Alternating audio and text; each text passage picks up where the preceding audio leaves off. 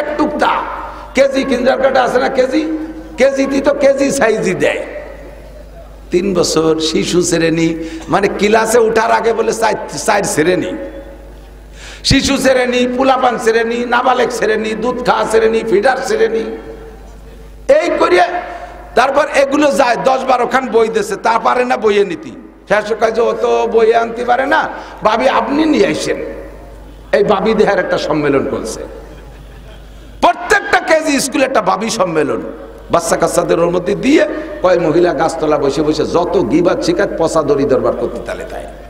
শাড়ি চুরির প্রতিযোগিতা, বোরকার প্রতিযোগিতা, অলংকারের প্রতিযোগিতা, প্রসাধনীর প্রতিযোগিতা, এগুলো হয়ে যাওয়ার পরে এরপরে সংসার ধরে। আবার আপনার শাউরি কেমন, কতটা বুড়ো সুন্নি, শ্বশুর ওটা বুড়ো দাতাল, ওই শয়তানের জ্বালায় তো টিকতে পারলাম না, করতে গেছে ছেলে মেয়ে নিয়ে। স্বামী কেমন, ও তো একটা আবাল দামলা, বোধ বুদ্ধি নাই। দেওয়ার কেমন, ও তো একটা নুস্য, সবাই ইতিহাস পাশনি। তোর বোট কাটা তোমারই ভালো হয়েছে, এই কিন্তু নিজের সেই রোজা থাইয়ে ফরিদপুর যা লাগছে, কত বিটাকে ধাক্কা খাইছি, তা তো কর না। উনি বোরকা কিনতে গেছে।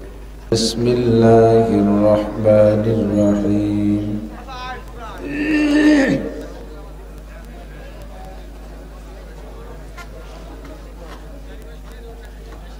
وكل شيء خلقنا زوجين لعلكم تذكرون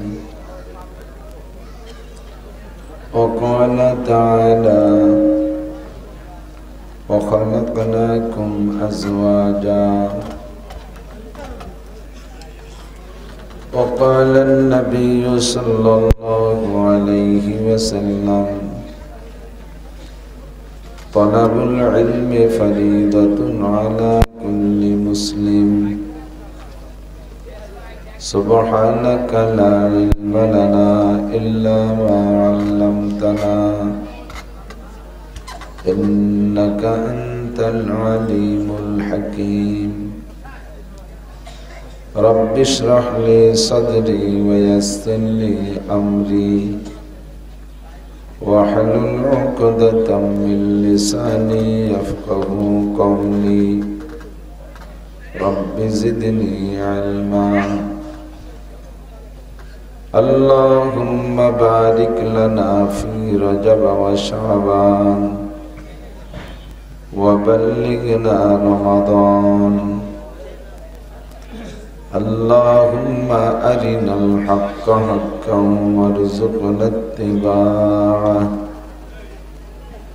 وأرنا الباطل باطلا وارزقنا اجتنابه সকলে বলি আমিন। একটু দুরূদ শরীফ পড়ে নেই, কিছুক্ষণ পরেই দোয়া হবে। আল্লাহুম্মা সাল্লি আলা محمد وعلى آل محمد كما صليت على إبراهيم وعلى آل إبراهيم إنك حميد مجيد اللهم بارك على محمد وعلى آل محمد كما باركت على إبراهيم وعلى آل إبراهيم إنك حميد مجيد রঙ্গরার কান্দি খাদেমুল ইসলাম মাদ্রাসা এতিমখানা প্রতিষ্ঠাতা আলহাজ হযরত কারি রুকনউদ্দিন সাহেব রহমাতুল্লাহ আলাইহির প্রতিষ্ঠিত মাদ্রাসার 57তম বার্ষিক ওয়াজ মাহফিল। মাহফিলের সম্মানিত সভাপতি হযরত মাওলানা নিজামউদ্দিন বিন জহুরুল হক সাহেব, দাওয়াতি উলামায়ে কেরাম, মাদ্রাসার আজিজ আমতুলাবা, প্রাণপ্রিয় দেশবাসী, অত্যন্ত দামি মাস শাবান মাস, আর 25-26 দিন পরে আসতেছে সমস্ত মাসের নেতা মাস রমজান মাস। আল্লাহ পাক রব্বুল আলামিন শাবান মাসের বিশেষ সময় আমাদেরকে ঈশার নামাজ বা জামাত আদায় করে কিছু হিদায়তি কথা বলা এবং শোনার প্রস্তুতি নিয়ে বসার তৌফিক এনায়েত করেছেন। শুকর আদায় করি আলহামদুলিল্লাহ। সময় একেবারে কম, কথাটা বললে আপনারা অনেকেই কষ্ট পান। সারা রাত সময় থাকতে সময় কম কয় কেন? মাহফিলের প্রোগ্রামগুলো আমি লিখি রমজান মাসে, আগামী মৌসুমের সব দাওয়াতগুলো রমজানে লেখা। এনরা যে সময় যোগাযোগ করেছে সে সময় ডায়েরি ফুল ফিল আপ হয়ে গেছে। এরপরে পিড়িতে একটু সময় দিছি, বাদ মাগরিব ঈশা পর্যন্ত 1.5 ঘন্টা। আমি মাগরিবের 40 মিনিট আগে চলে আসছি আলহামদুলিল্লাহ, আমি পিছিয়ে পড়িনি। কিন্তু কর্তৃপক্ষের সেটিং যেভাবে হয়েছে সেভাবে কথাও ছিল ঈশার নামাজ 8:30টায় হবে। মৌলানা শফিক সাহেবের বয়ানের পরেই 100 ঘন্টা 1.5 ঘন্টা যা থাকে আমি কথা বলবো। কিন্তু মাঝে ঈশার নামাজ সকলে হয়তো মত দিয়েছেন, পড়ে নিছি। আল্লাহর বড় হুকুম আদায় হয়ে গেছে, এ ব্যাপারে কোনো দ্বিমত নেই। কিন্তু আমার শেষ মাহফিলে টাইম মতো পৌঁছানোর জন্য আমি প্রস্তুতি নিয়ে থাকি, আমি ওয়াদা ঠিক রাখার চেষ্টা করি। কাজেই সেই দৃষ্টিতে সময় কম, অল্প একটু সময়ের ভিতরে 2-4টে কথা মনে রাখবেন। সারা রাত অস করলেও করতে পারবো, কিন্তু সব কথা মনে রাখা কঠিন। অল্প কিছু কথা যদি মনে রাখতে পারেন তাহলে আজকে 2টা কালকে 2টা এভাবে প্রতিদিনই কম বেশ মাহফিল আছে, শুনে শুনে জিন্দেগি গড়তে পারলেই দামি হবে। যুবকরা তোমরা পাশে এভাবে জোরে জোরে শব্দ দিও না, শোনা, জোরে চিল্লেও না। জোরে চিল্লেলেই বদনাম কবানি যে তোমার মা ভালো না। ভালো মার সন্তান ভদ্র হয়, কাজে তোমার মারে গালি শুনেও না। তো অল্প একটু সময়ের ভিতরে কথা। আল্লাহ পাক রব্বুল আলামিন বলেন কুল্লা শাইইন খলাকনা যাওজাইন, একটা উদ্দেশ্য সামনে নিয়ে আয়াতটা পড়েছি। আল্লাহ পাকের কুদরতি কারিশমা, যা যেমন সৃষ্টি করা দরকার তাকে তেমনই সৃষ্টি করেছে। প্রাণী জগতে কত প্রাণী, সব প্রাণীর বডি কোয়ালিটি একরকম না। হিংস্র প্রাণী বাঘ ও হিংস্র প্রাণী সিংহ, দুইজনের চেহারার আকৃতি ভিন্ন। আরো অনেক হিংস্র প্রাণী আছে। চতুষ্পদ জন্তু কত, এক একটার এক এক মান, এক এক শান, এক এক চেহারা, এক এক সুরত। মহিষ একরকম, গরু আর একরকম, হাতি আর একরকম, ঘোড়া আর একরকম, ছাগল আর একরকম, গাধা আর একরকম, কুত্তা একরকম, শ্রীগাল আর একরকম, ছাগলটা আর একরকম। কত চেহারায় আল্লাহ তাআলা সৃষ্টি করেছেন। কুল্লা শাইইন খালাকনা যাওজাইন। আল্লাহ পাক রব্বুল আলামিন বলেন আমি সব কিছুর মধ্যে একটা জিনিস আমি খুব লক্ষ্য রেখে সৃষ্টি করেছি, সেটা হলো প্রত্যেক সৃষ্টিকে আমি 2 ভাগ করে জোড়া জোড়া করে বানাইছি। যেখানেই তাকাবেন সেখানেই জোড়া আছে, জোড়া দেখতে পারবেন। শুধু একটা জায়গায় জোড়া নাই, সেটা হলো কুল হুয়াল্লাহু, আল্লাহর কোনো জোড়া, ঠিক না? শুধু আল্লাহরই জোড়া নাই, আল্লাহই বেজোড়। এজন্যই নবী পাক বলেন ইন্নাল্লাহা বিতরুন ইউহিব্বুল বিতরা, আল্লাহ তাআলা বেজোড়, এজন্য বেজোড়কে আল্লাহ পছন্দ করেন। দেখবেন ইবাদতের ক্ষেত্রে অজুতে কুলি কয়বার করা সুন্নাত? বেজোড়। নাকে কয়বার পানি? 3 বার। মুখে কয়বার পানি? 3 বার। হাত ধুইতে হয় 3 বার, পা ধুইতে হয় 3 বার, ঠিক না? ঢিলা কুলুক 3টে। নামাজের মধ্যে তাসবিহ সুবহান রাব্বিল আযীম বেজোড় 3, 5, 7, ঠিক না? বেতেরকে বেজোড়কে আল্লাহ তাআলা পছন্দ করেন, যেহেতু নিজে বেজোড়, আল্লাহর সাথে সাদৃশ্য রেখেছেন। আবার অনেক জায়গা আল্লাহ তাআলা জোড়ও ঠিক রাখছে, অনেক জায়গা জোড়ও ঠিক রাখছে। তো আল্লাহ পাক বলেন সৃষ্টি কায়নাতের ভিতরে আমি জোড়া জোড়া করে বানাইছি, যেদিকে তাকাবা জোড়া পাবা। আসমান আছে তো তার জোড়ায় জমিন, সূর্য আছে তো জোড়ায় চন্দ্র, গ্রহ আছে জোড়ায় নক্ষত্র, আলো আছে জোড়ায় আধার আছে, ভালো আছে জোড়ায় মন্দ আছে, উপর আছে জোড়ায় নিচে আছে, সামনে আছে জোড়া, পিছে আছে, ডাইনের জোড়া বামে আছে, আছে না নাই? এই সব জায়গা দেখতে, প্রাণী জগতে খুঁজে দেখেন সব জায়গায় আপনি জোড়া পাবেন, নারী আর পুরুষ। আল্লাহ, গাছের মধ্যে গেলেও পাওয়া যায়। একটা তাল গাছে তাল হয়, আর একটা গাছে জট হয়, ঠিক না? আমাকে গোপালগঞ্জে বাংলাকে মায়া মদ্দা এরকমই তো কয়, মায়া গাছ মর্দা গাছ। খেজুর গাছে কিছু খেজুর গাছে খেজুর হয়, কিছু খেজুর গাছে খেজুর হয় না, খালি সুমোর হয়, ওটা মদ্দা গাছ। গাব গাছে দেখবেন কিছু গাব গাছে দৈরেই গাব হয়, আর কিছু গাছে গাব হয় না, খালি ফুল হয় গুটি গুটি। লাউ গাছে কিছু লাউ, লাউ নিয়ে বের হয় ফুল, আবার কিছু লাউ কিছু ফুল শুধু ফুল হয়, ওটাই কি হয় না, লাউ হয় না। যেদিকে তাকাবেন সেদিকেই জোড়া পাবেন। আল্লাহ পাক যেহেতু বলেছেন কোরআনে কারিমে, আর কোরআনের কথা সম্পূর্ণ সত্য, কোনো মিথ্যা নাই। যুবকরা তোমরা দাঁড়িয়ে আছো সেনাবাহিনীর মতো, অন্য কোনো নিয়ত আছে নাকি? মারামারি আর নাকি করলে কাল সকালে করে একটু বসো, শোনা বসো, সবাই বসো। তোমাদের জন্য প্রাণ খুলে দোয়া করবো। যারা লেখাপড়া করো বড় শিক্ষিত হবা, যারা লেখাপড়া না করো কামাই রোজগার করো, কামাইতে আল্লাহ বরকত দেবে। কমপক্ষে বিয়ে শাদী বাকি থাকলে ভালো বিয়ে করতে পারবে, দোয়া হয়ে দেবো। বসো বসো, একটা ভালো দোয়া মনে পড়ছে, করে দেবানি, বসো। আর যদি না বসো, কথা না শোনো, তাহলে এমন বউ পাবা, বোর বাড়িতে কবে বেটা বাড়ি টিকতে পারবা না, আর ভাঙ্গা দোয়া হয়ে দেবো।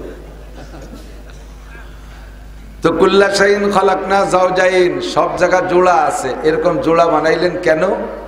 তাও আল্লাহ বলেন যে জোড়া বানাইছি এজন্য লাআল্লাকুম তাযাক্কারুন, যাতে তোমরা ওখান থেকে উপদেশ গ্রহণ করতে পারো। জোড়ার থেকে কি গ্রহণ করব? উপদেশ। কথা কি বোঝা যায়? সাউন্ড একটু কমাই দাও, বেশি হয়ে গেছে। লাআল্লাকুম তাযাক্কারুন, যাতে তোমরা জোড়া থেকে উপদেশ গ্রহণ করতে পারো। কি উপদেশ গ্রহণ করব? দেখেন, যেদিকে তাকাবেন সেখানে উপদেশ পাবেন। যত জোড়া বানাইছে সব জোড়ার দুইটা দিকে দুই রকম ডিউটি। সূর্য বানাইছে জোড়ায়, চাঁদ বানাইছে। সূর্য আলো দেয় দিনে না রাত্রে? একটু কথা কেন বোঝে না? সূর্য রাত্রে না দিনে? চাঁদে আলো দেয় দিনে না রাত্রে? প্রত্যেকের ডিউটি আলাদা, যার যার টাইমে সে ডিউটি করে। সূর্য 450 কোটি বছর সূর্য আকাশে ডিউটি করতেছে দিনের বেলা। কোনোদিনও সূর্য কইল না যে আমি এখন রাত্রে উঠব। এই নিয়ে সে মিটিং মিছিল ধর্মঘট কিচ্ছু করে নাই, সংসদ ভবন অবরোধ করে নাই। আবার চাঁদও জীবন ভরে রাত্রে ওঠে। চেহারার দিক দিয়ে চাঁদের চেহারা তো কি বলা হয়, দৃষ্টান্তমূলক। কে চেহারাকে যদি প্রশংসা করতে হয় কি দিয়ে কয়? চাঁদের মতো চেহারা। এত সুন্দর সুদর্শন একটা চাঁদ জীবন ভরে রাত্রে ওঠে, কেউ দেখে কেউ দেখে না, অধিকাংশ মানুষ ঘুমাই থাকে। এই বলে চাঁদের মন খারাপ, সেও কোনোদিন কল না যে আল্লাহ আমার এত চেহারা, এই নিয়ে রাতভর ঘুরে বেড়ায়, কেউ একটু মুখ তুলে দেয় না, চোখ উঠে দেয় না, আমি আর নেতে দিনই উঠবো, এ বলে সে আন্দোলন করে না। ষাঁড়ের দায়িত্ব দিচ্ছে যে তুমি এই ডিউটি পালন করবা। ষাঁড়ের একটা ডিউটি আছে না, সে জীবন ভরে তাই পালন করে। গাভীর ডিউটি তুমি গর্ভধারণ করবা, বাচ্চা দিবা, দুধ দিবা, সে তাই পালন করে। কোনোদিন গাইরা কলো না যে ষাঁড়ে যাওয়ারে আমরা তাই করবো। মোরগের ডিউটি আলাদা, মুরগির ডিউটি আলাদা। মুরগিতে 40টা ডিম পারবে, 20টা খেয়ে ফেলবেন, আর 20টা দিয়ে তারা এতে কাপে বসাই দেবেন। 21-22 দিন পরে 21টা 15-16টা হিদায়তের বাচ্চা নিয়ে বেরোয় যাবে। মুরগিতে কইল না যে এখন থেকে মোরগে যারা আমরা তাই করবো, মোরগরা সব এখন ডিমটা তাও দেবে, এ কইছে নি কোনোদিন। যারে যেখানে ডিউটি দিয়েছে সে সেই জায়গায় ডিউটি পালন করে, ঠিক না?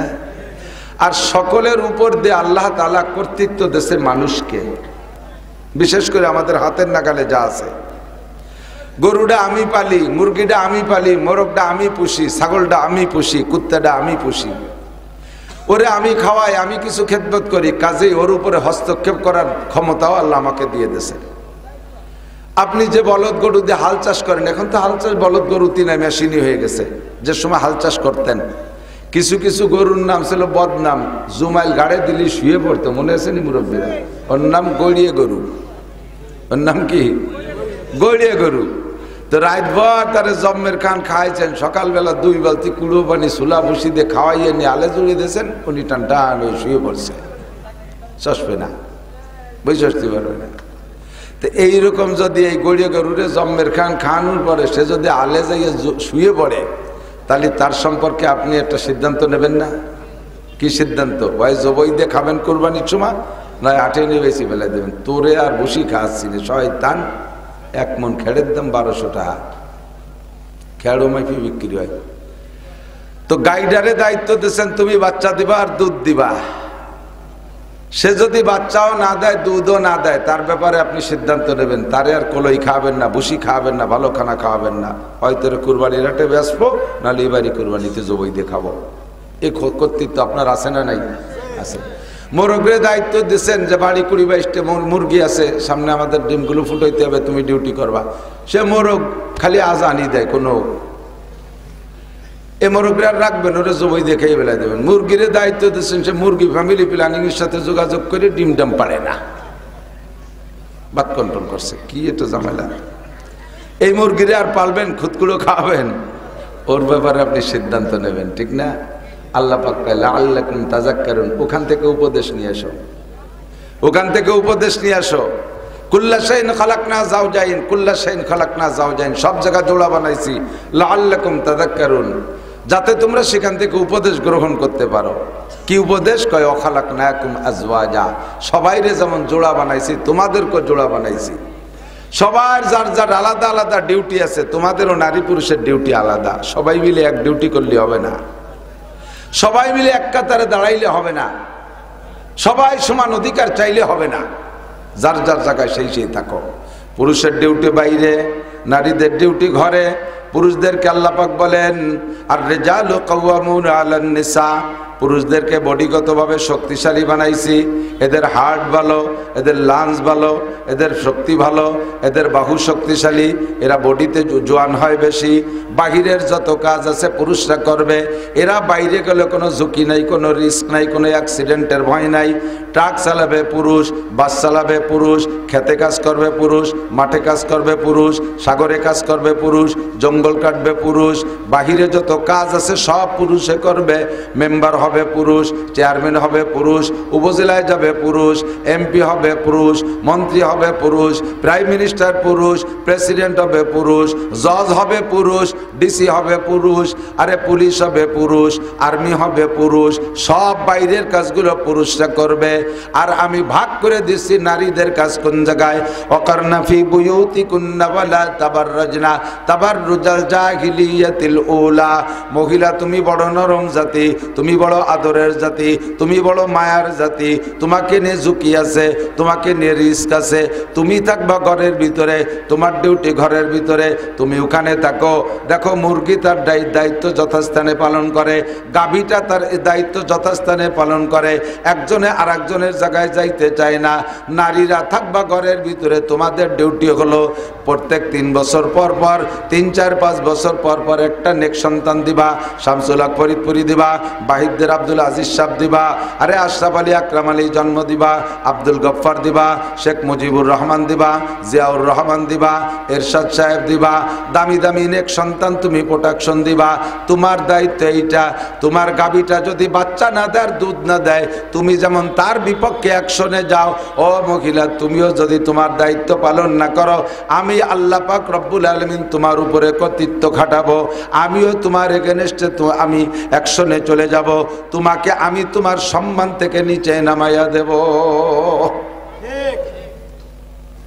তোমার কাজ তুমি করবা। আমি সৃষ্টিগতভাবে একই ম্যাটেরিয়াল দিয়ে নারী আর পুরুষকে সবাইরে বানাইছি। আবওয়াতেশ কাকো বাদু বান্দান বা মানো তো মুর্দা বা হক জিন্দান। পুরুষকে বানাইতে 4টে জিনিস ব্যবহার করেছে, আগুন, পানি, মাটি, বাতাস। নারীদেরকে বানাইতে 4টে জিনিস দিয়ে বানাইছে। কতক্ষণ আল্লাহ পাক রব্বুল আলামিন বলেন ইয়াহাবুলি মাইয়াশাউ ইনাসা ওয়া ইয়াহাবুলি মাইয়াশাউ যুকুর আও ইউযাওয়িজুহুম যুকরানা ওয়া ইনাসা ওয়া ইয়াজআলু মাইয়াশাউ আকিমা। আল্লাহ পাক মানুষের পেটে সন্তান দেয়, মানুষের মাধ্যমে কেউরে ছেলে দেয়, কেউরে মেয়ে দেয়, কেউরে ছেলে দে মেয়েদের যমজ দেয়, আবার কেউরে আল্লাহ নিঃসন্তানী বাজা বানায় রাখে। একই গর্ভে 2টা বাচ্চা যমজ সন্তান জন্ম নিয়েছে, একটা ছেলে একটা মেয়ে, এরকম হয় না? দুইটা ছেলেও হয়, দুইটা মেয়েও হয়, আবার একটা ছেলে একটা মেয়েও হয়। একই মায়ের গর্ভে দুইটা সন্তান জন্ম নিয়েছে, একই জিনিসের দ্বারা তাদের উভয়ের শরীর তৈরি হয়েছে। জন্মের ভিতরে, সৃষ্টির ভিতরে আল্লাহ পাক দুইজনের মধ্যে 4টে ম্যাটেরিয়াল ব্যবহার করেছেন, আগুন, পানি, মাটি, বাতাস। কিন্তু দেখবেন জন্মের পরে আস্তে আস্তে ধীরে ধীরে বড় হয়, আর দুইজনের মন মেজাজ আলাদা হয়ে যায়, দুইজনের স্টার্টিং দুই দিক চলে যায়। 3, 4, 5 বছর যখন বয়স হয় তখন তারা খেলাধুলা শেখে। ছেলেরা একরকম খেলনা চায়, মেয়েরা আর এক রকম খেলনা চায়। ছেলেরা একরকম পোশাক চায়, মেয়েরা আলাদা রকম পোশাক চায়। ছেলেরা একরকম প্রসাধনী চায়, মেয়েরা আলাদা রকম প্রসাধনী চায়। ছেলেরা বলে আব্বা সাইকেল কিনে দাও, আব্বা ক্রিকেট কিনে দাও, আল্লাহ আব্বা র্যাকেট কিনে দাও, বটিয়া কিনে দাও, কুটো কিনে দাও, বল কিনে দাও। তাদের স্টার্টিং ডান দিক চলে যায়। মেয়েরা কয় মা হাড়ি পাতিল কিনে দাও, পাটাপুতো কিনে দাও, ছুরি ফিতে কিনে দাও, পুতুল কিনে দাও। ওদের মন বাম দিক চলে যায়। একই জিনিসের দ্বারা দুইজন মানুষকে সৃষ্টি করার পরে খোদার কুদরতি সিস্টেমে দুইজনের মন মাইন্ড দুই দিক চলে যায়। শারীরিক গঠন, মেয়েটার জন্ম হয়েছিল আগে, মাত্র 20 মিনিট আগে মেয়েটা জন্ম নিয়েছে, তাতেই তার বডিটা একটু বড় হয়। পরে যেটা জন্ম নেয় সেটা একটু কেজা হয়। ছেলেটা হয়েছে পরে, বডিতে জন্মের সময় ছোট হয়েছে, কিন্তু সময় মতো দেখা যায় মেয়েরা আবার বলিষ্ঠ হয় বেশি। 14-15 বছর বয়সে ধম করে মেয়েটা বেটি হয়ে গেছে, তারে বিয়ের যোগ্য। এই 14-15 বছর পর্যন্ত ছেলেটা কেমন যেন জেংটি হয়ে পড়ে রয়েছে, উজোয় না ভাই, টুইও না, টাইট হয়ে রয়েছে। 16-18 বছর অতিক্রম করার সময় একটা জাকি মারে 6 ফুট। মেয়েটা যত তাড়াতাড়ি বাড়ুক আর বলুক, ও 5 ফুট 2 ইঞ্চিতে থাইমা গেছে, আর ছেলেটা একটু ধীরে ধীরে বাড়ছে। কিন্তু যখন বাড়ছে একে ধাক্কায় 6 ফুট। দুইজনের শারীরিক অবস্থা আলাদা রকম। মেয়েটার জন্য আপনি প্রসাধনী কিনতে যাবেন, বুড়ো বাপ কসমেটিক্সের দোকানে যাই দোকানদারে বলবেন, হ্যাঁ নান্টু একটা ফেয়ার অ্যান্ড লাভলি দে। ফেয়ার অ্যান্ড লাভলি তো নান্টু কয় কি কাকা জেন্টস না লেডিস? বুড়ো তো ওই যে আবার কথা কয়, এই ভালো মার ছেলে, কথা কইস কেন? সালতানগর কান্দালাগের সাথে তো গ্যাঞ্জাম বাধায় বাড়ি যেতে পারবো না, সবসময় রেডি তাই। প্রত্যেকটা কথাই খুব টাইটের সাথে কয়। আল্লাহ হেসাক ধরাই কাজ মানুষ, এই জন্য তোমাকে সাথে গ্যাঞ্জাম বাঁধাবো না দোস্ত, তোমরা নরমে বসো। অল্প একটু সময় তা আবার হয়ে গেল বেশি খানিক। এদিক কি বলছি, ফেয়ার অ্যান্ড লাভলি দেন, দাও। যুবক দোকানদার চাচারে জিজ্ঞেস করছে, চাচা জেন্টস না লেডিস? চাচা তো ইংরেজি বোঝে না, উনি মনে হচ্ছে জেন না ইনসান, তাই কয় যে জেন ইনসান বুঝি না, আমার সকিনে ব্যবহার করবে, সকিনি।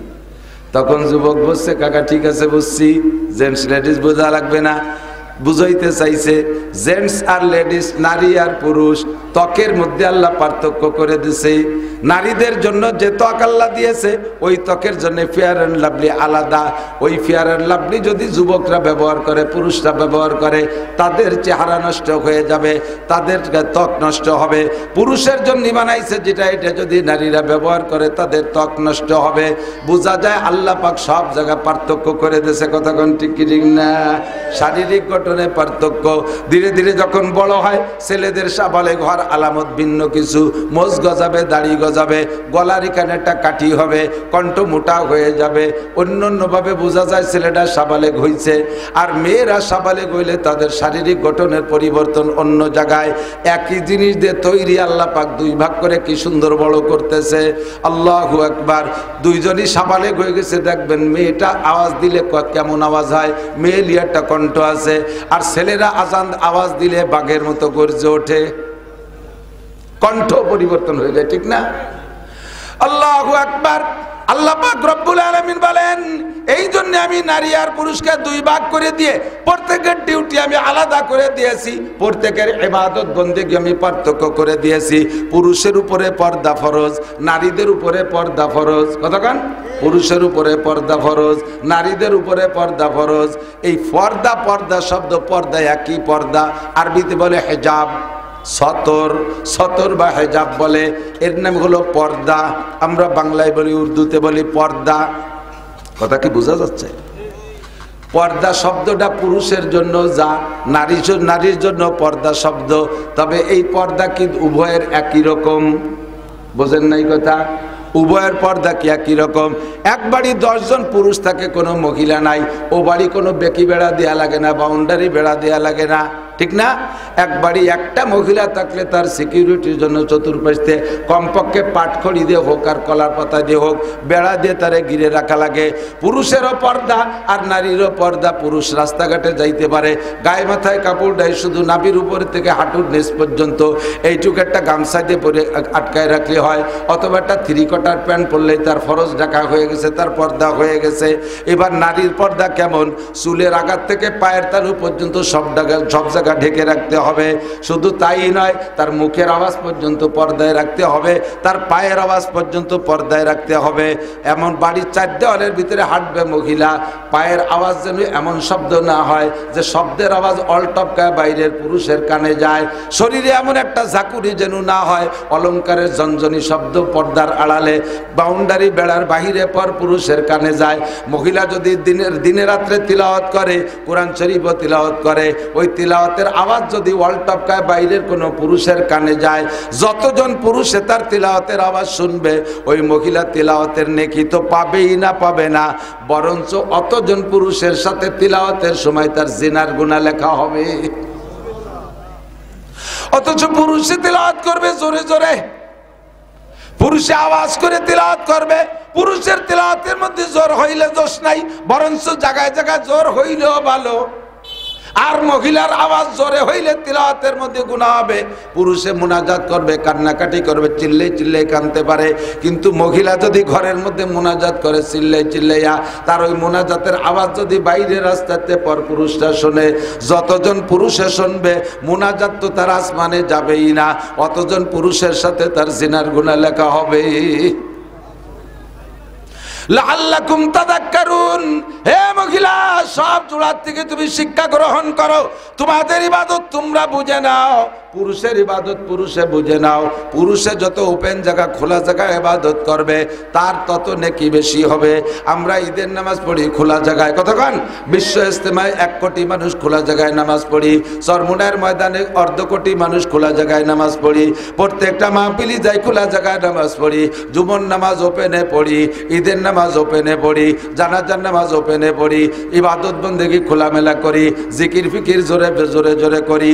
ও দোস্ত, আমরা পুরুষের ইবাদত একরকম আর নারীদের ইবাদত আল্লাহ পাক আলাদা রকম রেখেছে। পুরুষের নামাজ একরকম, নারীদের নামাজ আর একরকম। পুরুষরা জামাতে নামাজ পড়বে, নারীরা জামাতে নামাজ পড়বে না।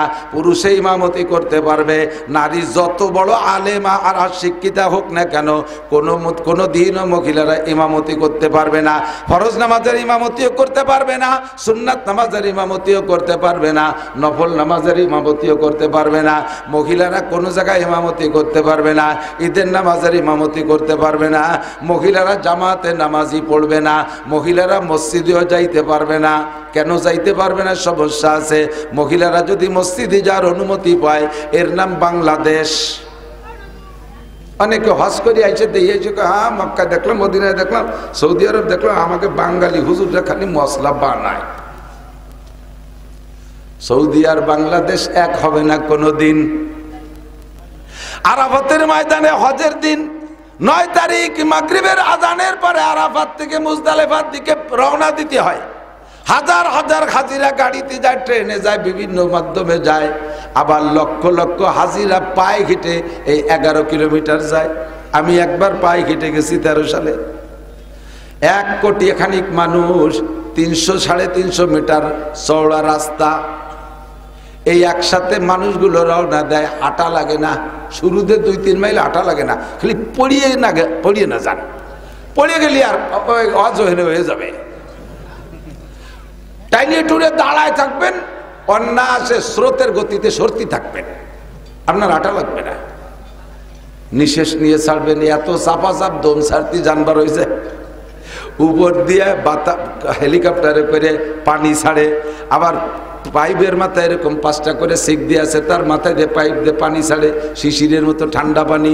তারপরও মানুষ গাইমে যায়। নারী আর পুরুষ একসাথে গায়ে গায়ে ধাক্কা ধাক্কি ঠাসাঠাসি করতে করতে যায় রাতের বেলা। 11 কিলোমিটার পথ যাওয়া লাগবে মুজদালিফা। রাতের অন্ধকারে রাতের বেলা এই 11 কিলোমিটার পথ মানুষে যাইতেছে। পাকিস্তানি, মিশরি, ইরানি সুন্দরী সুন্দরী যুবতী মহিলারা পুরুষের সাথে এমন করে ঠেলাঠেলি ঠাসাঠাসি করতে করতে হাঁটে, অথচ একজন পুরুষের মনের ভিতরে, একজন পুরুষের মনের মধ্যে ওই সংক্রান্ত কোনো কুচিন্তা আসে না, একটা মহিলার অন্তরের মধ্যে এমন কুধারণা আসে না। ওই জায়গাটা এমন হাঁটাহাঁটির ভিতর দিয়ে শুধু হাসরের মাঠের কথা মনে পড়ে। ও আল্লাহ, মাত্র এই কয়জন মানুষ আছে তাই ময়দানের এই অবস্থা। আর আদম থেকে কিয়ামত পর্যন্ত মানুষ দুনিয়ায় একটা ময়দানে জমা হবে, হাসরের মাঠ। ওই দিন কেমন অবস্থা হবে এই কল্পনাটা ভিতরে থাকে। আর জোরে জোরে তলবিয়া পড়তে থাকে, লব্বাইক আল্লাহুম্মা লব্বাইক লব্বাইক লা শারীকা লাক লব্বাইক ইন্নাল হামদা ওয়ান নি'মাতা লাক ওয়াল মুলক লা শারীকা লাক। এই তলবিয়া পড়তে পড়তে যায়। কতদূর হাঁটতে হাঁটতে মেয়েরা ক্লান্ত হয়ে গেলে পাহাড়ের গায়ে তারা বসে থাকে, শুয়ে থাকে, কিছুক্ষণ রেস্ট নিয়ে আবার যায়। রাতের বেলা দেখা যায় ওই দেশে তো বিদ্যুতের অভাব নাই, সব জায়গায় লাইট আর লাইট। দেখা যায় পাহাড়ের গায়ের নিচে উপর পর্যন্ত মেয়েরা মৌমাছির মতো পড়ে রয়েছে, পাশে ছেলেরাও শুয়ে রয়েছে। আল্লাহর কসম, সেই থেকে নিয়ে যেদিন থেকে দুনিয়ায় হজের কার্যক্রম শুরু হয়েছে আজকে পর্যন্ত একটা দুর্ঘটনা, অ্যাক্সিডেন্টের খবর শোনা যায় নাই। এবার কথা কয় কারা? বাড়ি জরুরি কথা হলে মাইকে কও, সবাই শুনি, আর না হলে কইও না। আল্লাহু আকবার। আমার দিক তাকান।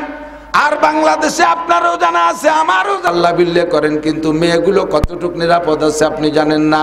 এর নাম বাংলাদেশ। যদি মহিলাদেরকে মসজিদে যে নামাজ পড়ার অনুমতি দেওয়া হইতো, কত যে অ্যাক্সিডেন্টের খবর আসতো।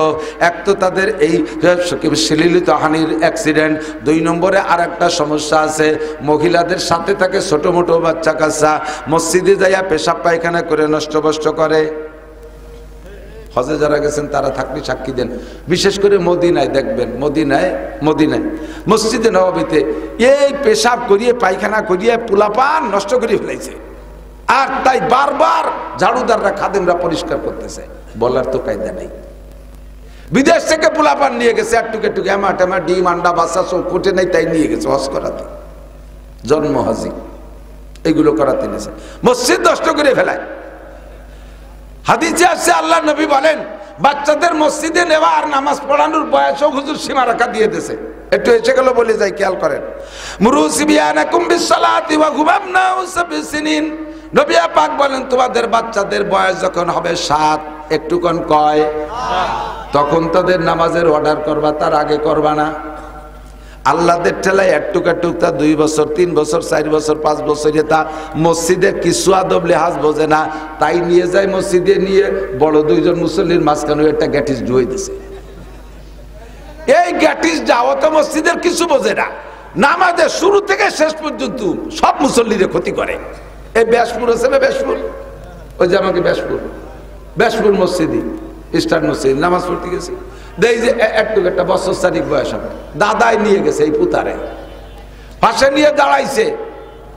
ও নামাজের ভিতরে দাদা যখন রুকুতি গেছে, ওর পকেটে চকলেট ওটা খুলে কয়, দাদা খা। এই যদি কয় ফাঁসের জন্য নামাজ হয়, কেন আইসে দেবে না?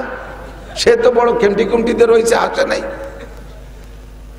দাদার কয় চকলেট খা। দাদা যখন খাই নেই, জ্ঞান জ্ঞানী খাতি হবে, তোর খাতি হবে, ওই রুকুর মধ্যে খাতি যাবে, খাই নেই, পরে লুঙ্গি ধরে ঝুলে পড়ছে, দাদার লুঙ্গি সাদা গেছে খুলিয়ে। কি আর কেন নামাজ হয়? হাসা হাসি সবগুলি নামাজ শেষ। আগুন ধরে গেছে আমার 3-4 জন পরে এই ঘটনা।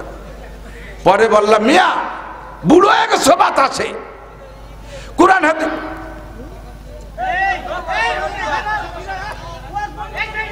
এক তো মোটর সাইকেলের ফটফটে আবার দাঁড়ায় কথা করে, একটু বোধ থাকা দরকার। মুরু সিবিয়ানাকুম বিসসালাতি ওয়া হুম আবনাউ সাব'i সিনিন।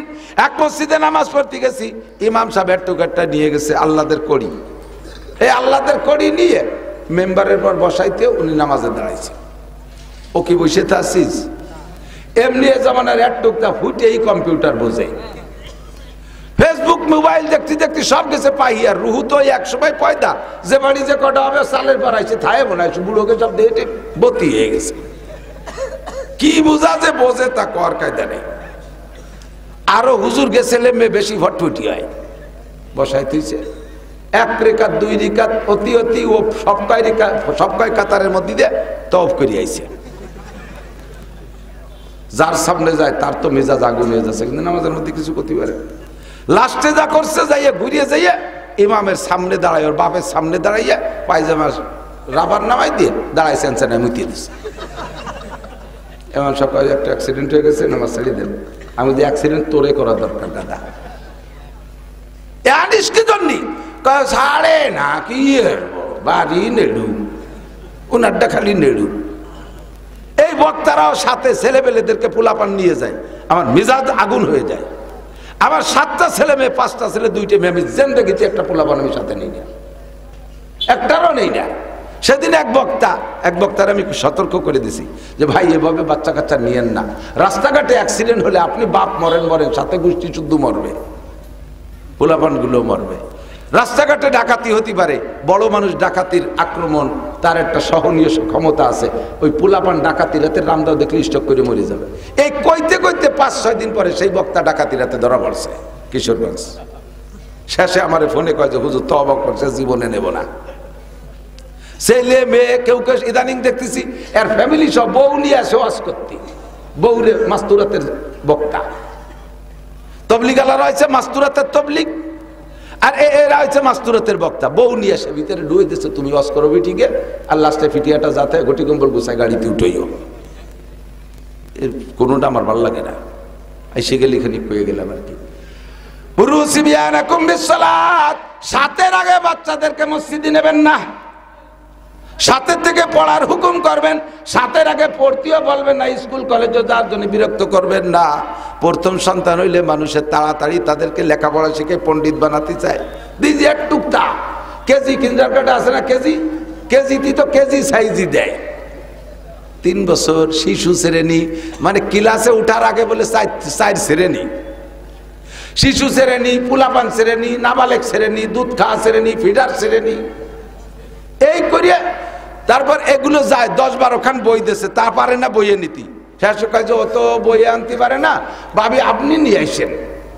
এই ভাবি দেহার একটা সম্মেলন করছে, প্রত্যেকটা কেজি স্কুলে একটা ভাবি সম্মেলন, বাচ্চা কাচ্চাদের ওর মধ্যে দিয়ে কয় মহিলা গাছতলা বসে বসে যত গিবাদ শিকাত পচা দড়ি দরবার করতে তালে তাই।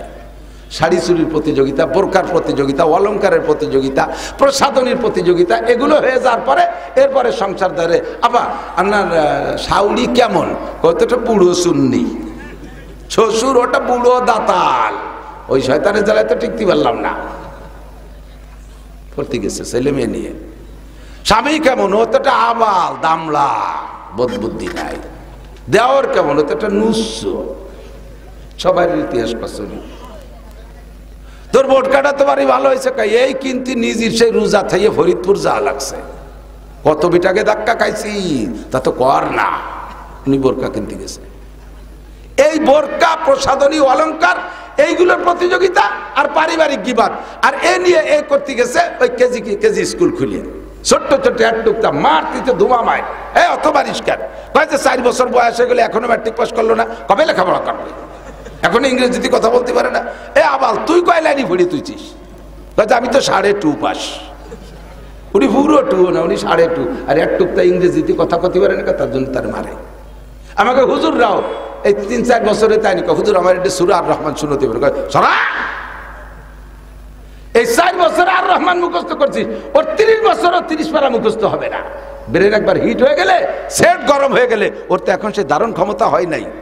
বিশ্বনবী মুহাম্মদ রাসূলুল্লাহ বিশ্ববিজ্ঞানী বাচ্চা কাচ্চাদের পড়ারও একটা বয়সের পরিমাণ দিয়ে দিয়েছে, 7 এর আগে পড়তে বলবা না। 7 হয়ে যাবে দেখবেন ওই বাচ্চাই আপনাকে বিরক্ত করবে, ও এসে বলবে ওর মারে যাবে, আম্মা পুরো গানা বই কিনে দিতি, সবাই স্কুলে যাচ্ছে, আমার স্কুল ড্রেস কিনে, আমার জন্ম নিবন্ধন আনিয়ে দিতি, আমি ভর্তি হবো। পাগল করে খাবে 7 হওয়ার পরে, আর এর আগে দেবেন পারবো না। ভর্তি বসে কয় তুমি পড়ো না, আমি আমারে ভর্তি কো। ছেলে তোর মারে কয় তোমরা নিজেরা পড়ো না, খালি আমারে ভর্তি কো। এগুলো করা যাবে। বাচ্চাদের দায়িত্ব, মাদের দায়িত্ব ঘরের ভিতরে। মারা হলেন প্রথম শিক্ষিকা। মায়ের কাছ থেকে সন্তানরা ভাষা শেখে। মারা শুদ্ধ ভাষায় কথা বলবেন, নিজেরা আঞ্চলিক ভাষায় কথা বললেও বাচ্চাদেরকে আপনারা শুদ্ধ ভাষায় কথা বলা শিখাবেন। বাপদের মাদের কাছ থেকে বাচ্চারা ভাষা শেখে, যার কারণে ভাষার নাম মাতৃভাষা। ভাষার নাম কি? বাপের ভিটে আমাদের জন্ম, বাপের এলাকায় আমরা বসবাস করি, বাপের এলাকার কথা বলি, অথচ ভাষার নাম মাতৃভাষা। কারণ সন্তানরা ভাষা শেখে মায়ের কাছ থেকে। মা যদি গালাগালি কাজাকাজি করেন, বাচ্চাও কিন্তু সেই গালাগালি শিখবে। মা যদি বিয়াদবি করেন, তাহলে বাচ্চাও সেই বিয়াদবি শিখবে। মা যদি দিনদার ইমানদার পরহেজগার হয়, তাহলে তার মেয়েগুলো এরকম ভালো হয়। মা ভালো হইলে মেয়ে ভালো, মা ভালো হইলে মেয়ে ভালো হয়। হাজারো প্রমাণ। নবী পাক সাল্লাল্লাহু আলাইহি সাল্লাম গারে হেরা জাবালে নূর, হাজী সাহেব যারা গিয়েছেন, যেই পাহাড়ে ওহী নাজিল হয়েছিল প্রথম রাত্রে লাইলাতুল কদর, ওই পাহাড়ের নাম জাবালে নূর। যেই গর্তের ভিতরে হুজুর বসা ছিলেন গুহার ভিতরে, তার নাম গারে হেরা। আল্লাহ পাক যার তৌফিক দিয়েছেন, ওর মধ্যে ঢুকে ইশরাকের নামাজ পড়ছি। যদি তৌফিক হয় কোনোদিন যাইয়েন। যুবক যারা আছে, তোমরা এখন থেকে প্রতিজ্ঞা করো, বুড়ো হয়ে গেলি ওয়ান উঠতে আর বাড়া, নিচে যাইয়ে উপর দিকতে সময় মতো আসতে পারলাম না, উঠতে পারলাম না, একটা লম্বাটা হাই সাইডে নিচে হাবাতে হাবাতে চলে আসবা। শক্তি থাকতে একবার যাবা গারে হেরায়। হেরা গুহার ভিতরে যখন ডুববা, যদি আল্লাহ তৌফিক দেয়, তুমি ওর মধ্যে ঢুইকা 2 রাকাত নামাজ পড়ে হাত তুলবা, দেখবা তোমার মনের মধ্যে এমন একটা ভাব আসবে, মনে হয় যেন জিবরাইল তোমার সাথে দেখা করবে। ওই জায়গায় জিবরাইল হুজুরের সাথে দেখা করেছিলেন, তোমারও মনে হবে যেন জিবরাইল আমার সাথে দেখা করবে। আল্লাহু আকবার। এই গারে হেরায় নবী পাক 40 দিন ছিলেন। কয়দিন? 40 দিন। রমজানের আগের থেকে শুরু করছে, আল্লাহকে তালাশ করতে গেছে গারে হেরায়। 40 দিন ওখানে বসে ইতিকাফ করেছেন। এ জায়গা তখন নিচেই কোনো গ্রাম বাড়ি ছিল না, ঘর বাড়ি কিছুই ছিল না, পাহাড় আর পাহাড়, চতুর্দিক দিয়ে পাহাড়। এখন পাহাড় কাইটে সমতল করে শহর বানায় ফেলাইছে। শহরটার নাম হলো আজিজিয়া। জাবালে হেরার নিচে দিয়ে শহরের নাম আজিজিয়া। এই জায়গা নবী পাক সাল্লাল্লাহু আলাইহি সাল্লাম একা 40 দিন, দিন এবং রাত্রে, কারেন্টও নাই, লাইটও নাই, মোমবাতিও নেই, কোনো বাতি নাই। দিনের বেলা দিনের আলো, রাতের বেলা অন্ধকারে বসে বসে আল্লাহকে পাওয়ার জন্য ধ্যান করে। আর এই 40টা দিন খাইলেন কি? মক্কা থেকে গারে হেরা 3 কিলোমিটার পথ, এখন সমতলে। আর সে সময় ছোট ছোট টিলা টপকায় যা লাগতো। মা খাদিজাতুল কুবরা রাদিয়াল্লাহু তাআলা আনহার বয়স তখন 55 বছর। কত? মহিলারা 55 বছরে বুড়ি হয়ে যায়, আয়েশা হয়ে যায়। 55 বছর বয়সের পরে 99% মেয়েদের মাসিক হয় না, বার্ধক্য দিকে চলে যায়। তাদের যৌন সব ক্ষমতা সব দুর্বল হয়ে যায়, সূর্যবীর্য লুজ হয়ে যায়, বার্ধক্যে চলে যায়, বুড়ি হয়ে যায়। খাদিজাতুল কুবরা 55 বছরে বুড়ি মহিলা। মক্কা থেকে তার স্বামীর খেদমতের জন্য, মুহাম্মদুর রাসূলুল্লাহর খেদমতের জন্য সকালে একবার, বিকেলে একবার, এই কয় কিলোমিটার পথ চক্কায়া খানা নিয়ে সেই পাহাড়ে উঠতেন। সেই সময় পাহাড়ের গায়ে কোনো সিঁড়ি দেওয়া হয় নাই। আমি 13 সালে যখন প্রথম উঠছি, তখন সরকারি পদ্ধতিতে কোনো সিঁড়ি ছিল না। এমনি পাকিস্তানিরা কাইটে একটু খাত বানাইছে, দর্নাটর না কিছু নাই। সৌদি আরবে বহু পাহাড় দেখছি, ওই রকম বেঢঙ্গা পাহাড় আর নাই। উঠা বড় রিস্ক। গত 2 বছর 3 বছর আগে এক যুবক উঠতে যে স্লিপ করে পড়ে মরিয়েই গেছে। বড় ঝুঁকিপূর্ণ জায়গা। আল্লাহু আকবার।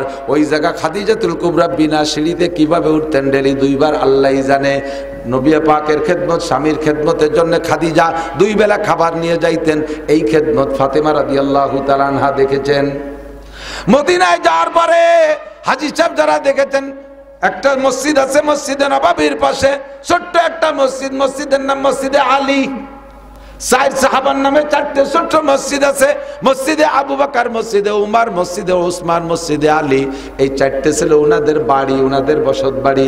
পরবর্তীতে ওনাদের ইন্তেকালের পরে কয়েক যুগ পরে যাইয়া ওই বাড়িগুলো ভাঙ্গে মসজিদ বানাই দিয়েছে।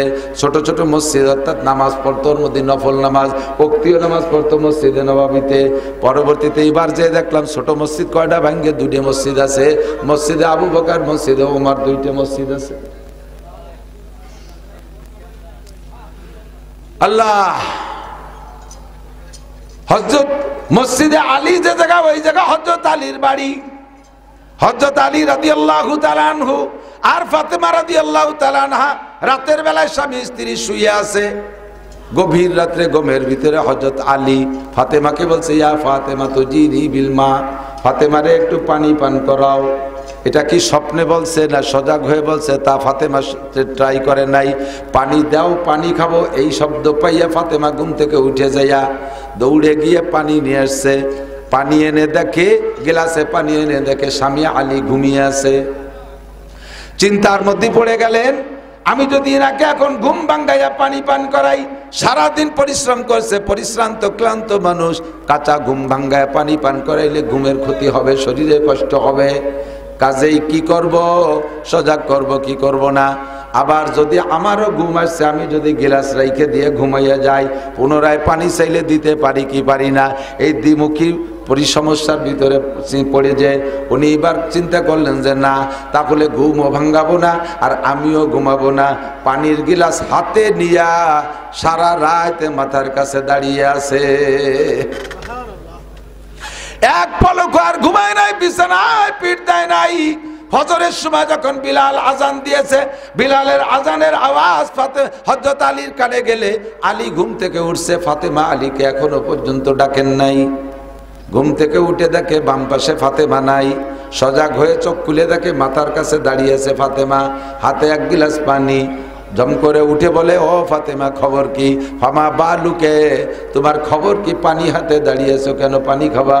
কয় কেন, আপনি ভুলে গেছেন গভীর রাত্রে আপনি পানি চেয়েছিলেন, গভীর রাত্রে পানি চেয়েছিলেন, আমি সেই সময় উঠে গিয়ে পানি আনছি, তারপরে এসে দেখি আপনি ঘুমিয়ে আছেন, আপনাকে আর ঘুম ভাঙ্গাইনি কষ্ট পাবেন এজন্য, আর আমিও পানি রেখে ঘুমাই নাই। পুনরায় যদি পানি চান তাহলে দিতে না পারলে আপনার কষ্ট হবে। ওগো আমার মোহাব্বতের স্বামী, আমার প্রিয় স্বামী, আমি আপনার জন্য পানি হাতে নিয়ে ফজর পর্যন্ত দাঁড়িয়ে আছি। হযরত আলী উঠে ভয়তে থরথর করে কাঁপতেছে, ফাতেমা সর্বনাশ করেছে, তুমি আমার কাছে ওয়াদা করো, আজকে যে ঘটনাটা ঘটে গেছে এইটা তুমি জীবনেও কোনোদিন তোমার আব্বা জির কাছে বলতে পারবা না। ফাতেমা কয়, বললি বা কি, আর আমার বলারই বা কি আছে, আপনি এই খেদমত আমার কাছে পাবেন তাই আমি করলাম, যেই খেদমতের কথা আমি আব্বার কাছে বলবো কেন, এটা তো আপনার আমার কাছে আপনার পাওনা। আমি আমার মাকে দেখেছি ডেলি 2 বার মক্কা থেকে গাড়ে হেরাই যে আমার আব্বাজিকে খানা খাওয়াইতেন, আমার আব্বাজিকে খানা খাওয়াইতেন, আমি তো সেখান থেকে শিক্ষা পেয়েছি, আপনার জন্যই তো আমার অত পরিশ্রম করা লাগে নাই, মাত্র একটা রাত 1 গ্লাস পানি নিয়ে দাঁড়িয়ে আছি, এই খবর বাপের কাছে বলার কি আছে, আর যদি বলি বা তাতে বা আপনার লজ্জার কি আছে? হযরত আলী বলেন, ফাতেমা তোমার সম্মান অনেক বেশি, সাইয়্যিদা সুবহানিল জান্নাহ, তোমার 2টি সন্তান হাসান আর হুসাইন জান্নাতি যুবকদের লিডার, কন্যা সুবহানাল্লাহ, তোমার 2টি সন্তান জান্নাতি যুবকদের নেতা হবে, তুমি জান্নাতি যুবকদের মা। ও ফাতেমা, তুমি খাতামুল আম্বিয়িন, খাতামুন নবিয়্যিন, মুহাম্মাদুর রাসূলুল্লাহ, আশরাফুল আম্বিয়া ওয়াল মুরসালিন মুহাম্মাদুর রাসূলুল্লাহর কলিজার টুকরা সন্তান, তোমারে আমি সারাটা রাত স্ত্রী হিসেবে এইভাবে কষ্ট দিয়েছি, এই কথা নবী শুনলে অন্তরে কষ্ট পাবে। তোমার মা নাই, তুমি এতিমা, এই কথা শুনলে নবী পাক কষ্ট পাবে। তুমি আমার কাছে ওয়াদা করো, জীবনে কোনোদিন তোমার আব্বার কাছে এই খবর বলবে কিনা? ফাতেমা কয়, বললে দোষ কি, তবুও যেহেতু আপনি ইতস্তত বোধ করছেন, আমি হাতে হাত রেখে ওয়াদা করি, জীবনে কোনোদিন আব্বার কাছে বলবো না। হযরত আলী স্ত্রীর এই প্রতিশ্রুতিতে উনি ইতমিনান হইয়া, নিরাপদ হইয়া সঙ্গে সঙ্গে দোয়া করলেন, আল্লাহুম্মা জাআলহা সাইয়্যিদাতা নিসাই আহলিল জান্নাহ, আল্লাহ তুমি আমার ফাতেমারে জান্নাতি নারীদের নেত্রী বানাই দিও, কন্যা আল্লাহুম্মা আমিন। হযরত আলী দোয়া করিয়া মসজিদে চলে গেছে নামাজ পড়তে। ওদিকে যদিও ফাতেমা ওয়াদা করছে বলবে না, কিন্তু আলীর মধ্যে প্যালপিটেশন করতেছে, আলীর মধ্যে প্যালপিটেশন করতেছে, আল্লাহ, আরে ফাতেমা তো কবে না, কিন্তু যদি আল্লাহ কয়ে দেয় নবীরে, তালি কি এর বাণী, যে কজন বেশি হয়ে গেছে চলে যাবে, তা একটু আগায় দেন, আর আগে সবাই বয়স শেষ, আর 2 মিনিট আছে, আমার দিক থেকে। আল্লাহু আকবার।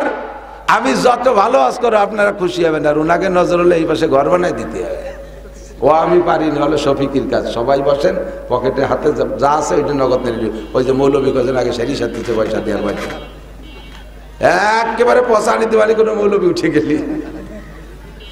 যত জায়গা কালেকশনের নাম শুরু হলেই হুজুর কয়েকজন আগে উঠে আটা দেয়, তারা দেয় যে আমরা জীবন ভরে বিক্রি রেখে আমরা তার দেবো না, যারা দেবে তারা থাক, আমরা খয়রাতিরে উঠে যাই। চাইলেই বেলবানি কিন্তু কইয়ে। আল্লাহু আকবার। আমার দিক তাকান। হযরত আলী মসজিদে যাইয়া ফজরের নামাজ পড়েন, প্রথম বড় 4 জন হুজুরের কাছাকাছি বসেন, দাঁড়ান। আর নামাজের পরে হুজুর পিছনের দিক ফিরে বসে সাহাবায়ে কিরামদেরকে নিয়ে রাতে নতুন ওহী আসলে সে খবর শুনাই দেন, কোনো ঘটনা থাকলে সেগুলো শুনান, এরপরে সাহাবায়ে কিরামদের স্বপ্ন থাকলে শুনে শুনে ব্যাখ্যা দেন। এই জন্য পিছনের দিক ফিরে বসে, আলীও বসে। আজকে আর আলী দেরি করে নাই, হুজুর পিছনের দিক ফিরার সাথে সাথে সালাম ফিরে আলী চট করে বাসায় চলে গেছে। না জানি রাতের খবর যদি জিবরাইল এসে কয়ে দেয়, তাহলে হুজুর এই মানুষের মধ্যে আমার অ্যাটাক করলে কি জবাব দেব? আলী এই জন্য বাসায় চলে গেছে।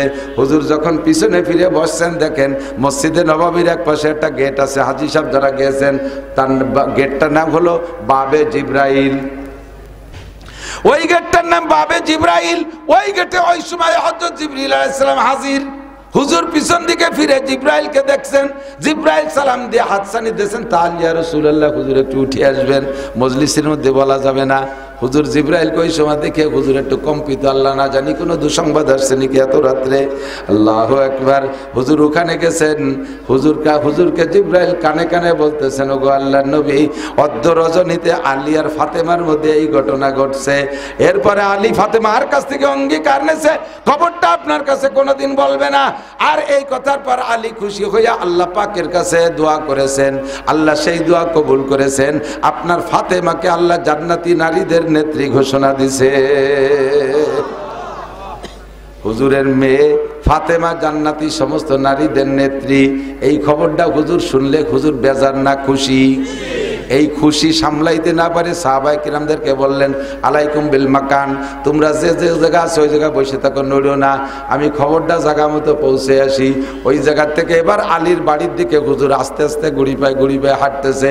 আলী রাদিয়াল্লাহু আনহু ঘরের মধ্যে থেকে ঘরের মধ্যে থেকে দেখছে যে হুজুর আসতেছে, এইবার কামসারা হয়ে গেছে। ও কপাল, যে ভয় পাইছিলাম সেই ভয়তে মনে আজকে ধরেই বেলাইছে। এবার আলী ঘরের তেবেরে ঘরের পিছনে যে দাঁড়াইছে, নবী পাক দরজার চৌকার ধরে দরজার পর্দার বাইরে থেকে বলতেছে সালাম দিয়ে, আফিল বাইতে আলী, ও মা ফাতেমা, আলী কি ঘরে আছে নাকি? ফাতেমা বলতেছে, না আব্বা জান একটু আগে বের হয়ে গেছে। কয় মা তাহলে তুমি একটু দরজার কাছে আসো। ফাতেমা দরজার কাছে আসলে নবী পাক বলছেন, জিজ্ঞেস করছেন, ও মা, গত রাত্রে তোমাদের দুইজনের মধ্যে কি জয় ঝামেলা, কি দেখি হয়েছে? আলী তো ওই বাসাতে শুনতেছে, ভয়তে থরথর করে কাঁপতেছে। ও আল্লাহ, যা ভাবছিলাম তাই দিয়ে গেল। ফাতেমা কয়, আব্বা জান কি ব্যাপার? কি কয়, গত রাত্রে আজকে রাত্রে তুমি আর আলীর মধ্যে কি ঘটনা ঘটছে একটু কও। এবার হযরত ফাতেমা বলতেছেন, আব্বা জান ওই ঘটনা বলার আগে একটা ফতোয়া দেন। কি ফতোয়া? কয় একটা বিষয় আব্বা জানতে চায়, স্বামী নিষেধ করে, আব্বা অর্ডার করে, স্বামী নিষেধ করে। এই জায়গায় কি আব্বার কথা শোনা ওয়াজিব না স্বামীর কথা? হযরত নবী পাক জবাব দিলেন, স্বামীর কথা শোনা ওয়াজিব, বাপের কথা শোনা ওয়াজিব না। ফাতেমা বললেন, তাহলে আব্বা আমি বলতে পারবো না, আমি আমার স্বামীর কাছে ওয়াদা করেছি রাতের খবর জীবনে আপনার কাছে বলবো না। নবী পাক বলেন, মা তোমার বলা লাগবে না, সব কিছু আল্লাহ পাক রব্বুল আলামিন আমারে জানাই দিয়েছে। মা ইয়ানতিকু আনিল হাওয়া ইন হুয়া ইল্লা ওয়াহয়ুন ইউহা আল্লামাহু শাদীদুল কুওয়া। আরশে আজিমের মালিক রাতের সব খবর আমারে জানাই দিয়েছে। ও মা, তুমি আমার আলীর এমন খেদমত করেছো, আর আলী খুশি হইয়া তোমার জন্য দোয়া করেছে। ওই দোয়া আল্লাহ কবুল করে তোমাকে জান্নাতি নারীদের নেত্রী বানাই দিয়েছে। আমার বাপ ও ভাইয়ের একটু সাক্ষী দেন, হযরত ফাতেমা জান্নাতি নারীদের নেত্রী হয়েছে কি বাপ মুহাম্মদুর রাসূলুল্লাহর দোয়ায় না স্বামীর দোয়ায়? কার দোয়ায়? এই জন্য শরীয়তের মাসালা, কোন স্বামী যদি স্ত্রীকে বলে তোমার বাপ মরে গেলেও যাইতে পারবা না, তোমার মা মরে গেলেও যাইতে পারবা না, তাহলে যাইতে পারবে না। বাপ মারা গেছে যাইতে পারবা না, স্বামী বা স্ত্রী কি বলা হয়, মা মারা গেছে যাইতে পারবা না, তোমার ভাই বোন মারা গেছে যাইতে পারবা না। স্বামী যদি নিষেধ করে যাইতে পারবে না। কিন্তু আমাদের দেশে মশলা উল্টে গেছে। এই চকের ওই পাশে একজন মরে গেছে, চক সিরিয়ে পিএস ভাঙ্গিয়ে উড়াকান্দির বিটিকে মতো দৌড়িতে তালে তাই বিটিটা দলে দলে যায় না, দেন না। যাইয়ে সেই বাড়ি যায় সেই বিটারে দেখবে যে ইনি তোমার কি হয়, কিছু হয় না, সবাই আইছে তাই আইছি। সে তালে তালে কান্দে, তুই কান্দিস কে? সবাই কান্দে তাই কান্দি, কিছু হয় না। কি বিয়ান নিয়ে কান্দা, ওনারা সেই জায়গা কান্তি ডাকছে। মানুষ মারা গেলে এভাবে দলে দলে যায়, স্বামী নিষেধ করলে কোথাও যাইতে পারবে না। ও মহিলারা সাবধান, রিজালু কাওয়ামুনা আলান নিসা, যে কথা বলতে যে সরে চলে আসছি, স্বামীদেরকে আল্লাহ পাক পুরুষ নারীদের উপরে, পুরুষদেরকে আল্লাহ পাওয়ার দেশে, পুরুষদের কাজ এক জায়গা, মহিলাদের কাজ আর আলাদা জায়গা। মহিলারা ঘর সামলাবে, সন্তানদেরকে গঠন করার দায়িত্ব হলো মহিলাদের। মা যদি হয় এরকম, মেয়ে হয় ফাতেমার মতো, কথা কান, মা যদি হয় খাদিজার মতো, মেয়ে হয় ফাতেমার মতো। মা যদি হয় শামসুল হক ফরিদপুরীর মায়ের মতো, সন্তানটা হয় শামসুল হক ফরিদপুরী। মা যদি হয় হাফেজজির মার মতো, সন্তানটা হয় মুহাম্মদুল্লাহ হাফেজজি। আরে মা যদি হয় ফজলুল করিম চরমুনার পীর সাহেবের মায়ের মতো, সন্তানটা হয় বিশ্ববিখ্যাত পীর ফজলুল করিম চরমুনার পীর সাহেব, কথা কন ঠিক কি না? আর মা যদি হয় মমতাজের মতো, সন্তান হবে আব্দুল কাদের জিলানির মতো। নুসো বদমায়েশ আসুসা আপা দুয়া, ঠিক না? সন্ত্রাস ডাকাত হবে। এজন্য মাদের ভূমিকা ঘরের ভিতরে পালন করবেন। আল্লাহ পাক তোমাদেরকে আলাদা করে সৃষ্টি করেছে, তোমাদের ডিউটি ঘরের ভিতরে, বাইরে তোমরা যাবা না। আর আমরা পুরুষদের ডিউটি বাহিরে, আমাদের ঘরের ভিতরে ডিউটি না। তবে আপনাকে লয়ে বিব্রত রহিতে আসে নাই কে বনি পারে, সকলের তরে সকলে মুরা, প্রত্যেকে মুরা পরের তরে। ব্যাখ্যা বিশ্লেষণ করার সময় নেই, আমার টাইম এসে 5 মিনিট বেশি হয়ে গেছে। ব্যাখ্যা বিশ্লেষণের সময় নেই, আমার দিক তাকান। আপনাকে লয়ে বিব্রত রহিতে আসে নাই কে বনি পারে, সকলের তরে সকলে মুরা, প্রত্যেকে মুরা পরের তরে। আপনারা পুরুষদের বেটো পাওয়ার আছে, নারীরা আপনাদের খাদেমা। স্ত্রী যদি আপনার গায়েতে একটা ঘামাসি মারিয়ে দেয়, মোহাব্বতের সাথে একটা ঘামাসি গালায় দেয়, মোহাব্বতের সাথে আন্তরিকতার সাথে, ওই মহিলার আমল নামায় 7 ভরি স্বর্ণ আল্লাহর রাস্তায় দান করা সব লেখা হইয়া যায়। মহিলা যদি স্বামীর জুতো সুদা করে দেয়, 7 ভরি স্বর্ণ দান করার সওয়াব। জামা কাপড় ধৌত করে দেয়, 7 ভরি স্বর্ণ দান করার সওয়াব। হাত্তাল লুকমাতে ফি ফিহে, এমনকি একটা খাদ্য লুকমা যদি মহিলা মোহাব্বতের সাথে স্বামীর মুখের মধ্যে উঠে দেয়, 7 ভরি স্বর্ণ দান করার সওয়াব পায়। এমন নেকি মহিলা পায়। এখন আপনার স্ত্রী বস্তা ভরে যাতে নেকি কামাই করতে পারে, এই জন্য আপনি বাড়ি যে সব কাজ বউরে দিয়ে করাবেন। তুমি আমার জুতো সুজারি দাও, তুমি আমার লুঙ্গি দিয়ে দাও, তুমি আমার গেঞ্জি দিয়ে দাও, তুমি আমার জাঙ্গিয়ে দিয়ে দাও, তুমি আমার মাথায় তেল মাহাই দাও, সব তারে দিয়ে করাবেন। মহিলা তখন বিরক্ত হয়ে যাবে। এই খেদমত নীতি হলি কথা হবে না। খেদমত নীতি হলে সিস্টেম আছে। আপনি দিন ভরে পিএস উঠেছেন, ওই পিএস তো বাড়ি বিটিরা কাটিয়ে কুটিয়ে সাইজ করে না? আপনি বাট বাইসে নিয়ে তুইছেন, বিটিরা আড় বেড়ে নাড়ছে, তারাও তো বসে থাকে না। আপনি ধান কাটিয়ে নিয়ে মলিয়ে তুই চলে গেছেন, বিকেল বেলা 4 দোকানে গাপসায় বেড়াচ্ছেন, সেই বিটি পেটে একটা, ফিটি একটা, কোলে একটা, কাহে একটা, বুড়ো বুড়ি শ্বশুর শাশুড়ি মরে মরে বাপ 8-10-12 জন কিষেনের ভাত লাইন দিয়ে উঠোন লেপছে, 400 ধান সেদ্ধ হয়ে সেদ্ধ শূন্য করে আবার 3-4 বার ম্যাগে দাবড়াইছে। এর সব কিছুর উপেক্ষা করিয়ে গোসাই গাছায় 3 অক্ত ভাত লাইন দিয়ে, সে বিটির কি পা সুতো আছে? আর রাত্রি যায় সেটা আমার মাথায় একটু তেল মাহায় দাও। সেই সময় বিটি কি করে, তুমি ধান কাটছো, আমি কি বাড়ি তামুক খাইছি নাকি? তোমার মাথায় তেল দিতে হলে আমার মাথায় দাও, তুমি দাও, নালে আমি দেবো না। দুটি গুতি লেগে যাবে না রাত্রি। এই জন্য তেল নেওয়ার সিস্টেম হলো এই কষ্টের পরে এই পাশে কথাই কবে, ওই লোক কথাই কবে। পথ হোক একটু বুঝতে হয় যে ওয়াজ আসছে, একটু চুপ করে চলে যাই। দেখ খেদমত নেওয়ার সিস্টেম সেই দেয়, তারপরে মোনাজাত করে দেবো। খেদমত নেওয়ার সিস্টেম হলো, যদি স্ত্রীদের এই নেকি কামাই করার পথ খোলা রাখতে হয় খুব সামঞ্জস্যতার সাথে। আপনিও সংসারে পুরুষ, সেও সংসারে মহিলা, উভয় কাজ করে সংসারকে গড়িয়ে উঠেছেন।